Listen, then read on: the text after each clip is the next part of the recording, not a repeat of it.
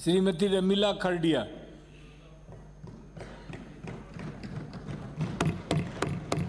सभापति महोदय, मुझे बोलने का मौका दिया, आपके माध्यम से मैं माननीय मुख्यमंत्री महोदय जी को मेरी क्षेत्रीय जनता की तरफ से मैं बहुत बहुत धन्यवाद देती हूँ कि जिस तरह से आज मेरे विधानसभा क्षेत्र में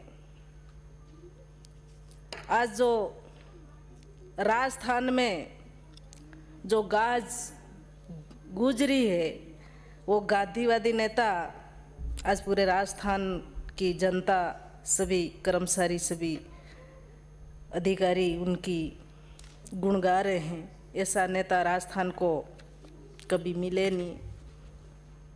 मैं उनको मेरी जनता की ओर से बहुत बहुत धन्यवाद देती हूँ।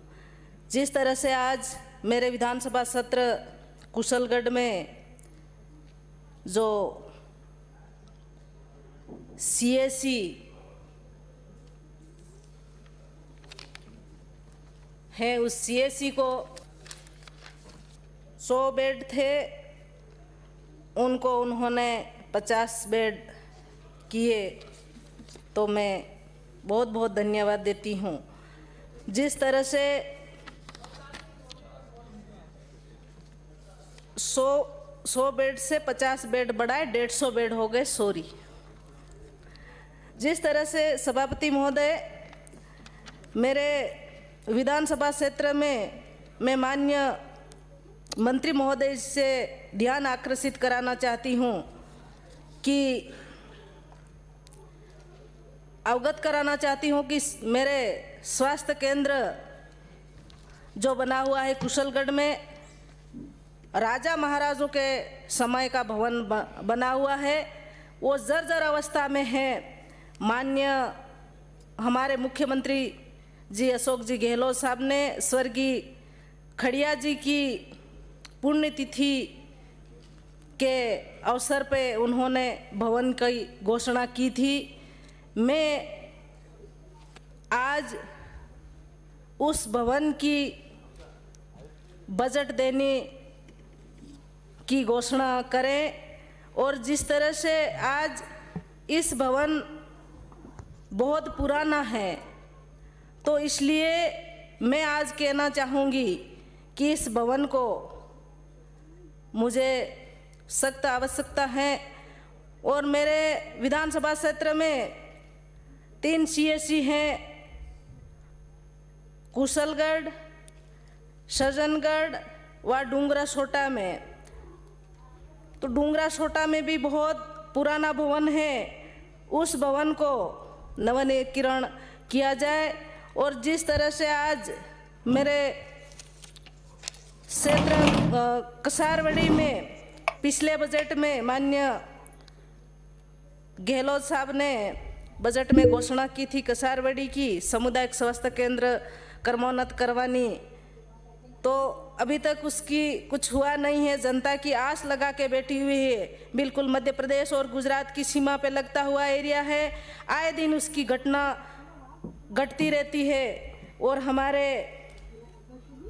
लोगों को बांसवाड़ा गुजरात बहुत दूर पड़ता है, तो दौड़ के जाने गाड़ियाँ करने जाते हैं, ढूंढने जाते हैं, तो उनकी जान गंवानी पड़ती है।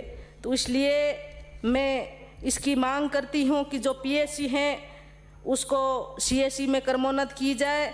और मेरे विधानसभा सत्र में एक बड़ी सरवा है, बड़ी सरवा में बिल्कुल एमपी की बॉर्डर में है। आज की जनसंख्या 5000 के लगभग है, उसमें बहुत दूर पड़ रहा है इन लोगों को। आज तक उसमें मैं मांग करती हूँ, एक मेरे विधानसभा क्षेत्र में जीवा खूटा है, जीवा खूटा में भी काफ़ी घनी आबादी है, उस आबादी को पीएससी की खोलने की मैं मांग करती हूँ। जिस तरह से मेरे विधानसभा क्षेत्र में कुशलगढ़ में जो स्वास्थ्य केंद्र हैं उसमें 32 पद कार्यरत है, उसमें से आज रिक्त पद 22 हैं, भरे हुए 10 ही हैं। तो मैं मेरी तरफ से, मेरी जनता की ओर से तरफ से मैं मांग करती हूँ कि जल्द से जल्द उस पद को भरा जाए। जिस तरह से आज मेरे विधानसभा सत्र में ऐसी बहुत सारी ऐसी घटना घटी हुई है कि मैं आबकारी के बारे में कहना चाहूँगी कि जिस तरह से मेरे विधानसभा सत्र में एक जनप्रतिनिधि का पति, जनपद का पति, वो एक शादी में से आ रहा था, तो एक पुलिसकर्मी 2 जने थे रात को, और उसको रोक के मारपीट करी। पुलिस थाने ले गए और ले जाके उसको मारपीट करके फिर वापस भाग गए। तो बहुत सारी ऐसे जो अधिकारी जो जिस तरह से दारू पी के ना अधिकारी इस तरह से रात की ड्यूटियां निभाएंगे तो जनता का कैसे निहाल होगा। मैं आपके माध्यम से ये कहना चाहूँगी कि इसकी जांच की जाए और वैसे अधिकारियों की तत्काल प्रभाव से उनको सबक मिले। सभापति महोदय, मेरे कुशलगढ़ में 2 पीपी मोड़ पे, एक तो टिमेड़ा और एक रामगढ़ में, आज तक इनमें जो पीपी मोड़ पे दिए गए हैं, इनमें ना तो डॉक्टर वहाँ बैठता है ना नर्स है, और नर्स जो जिन्होंने काम किया था, काम किए, उनके आज तक उनकी तनख्वाह नहीं दी जा रही है। तो मैं आपके माध्यम से मांग करती हूँ कि ऐसे छोटे छोटे बच्चे लेकर ये काम करते हैं और उनका पेमेंट नहीं होता है तो उनके घर गृहस्थी कैसे चले, उसके तरफ से मैं, मेरी तरफ से और मेरी जनता की तरफ से आपसे मांग करती हूँ कि जो जिन्होंने भी काम कराया। एक में मेरे विधानसभा में एक रोशनी करके एक महिला है, काफ़ी समय से वो काम करती है, और पीपी मोड़ पे उन्होंने काम करते करते वो महिला आज भी समाप्त करें। बहुत परेशान हो गई। तो उसको अपने सरकारी भवन में उसको लगाया जाए, और बहुत वर्कर हैं। इसी शब्दों के साथ मेरी वाणी को विराम देती हूँ। आपने बोलने का मौका दिया, बहुत बहुत धन्यवाद। माननीय श्री हरेंद्र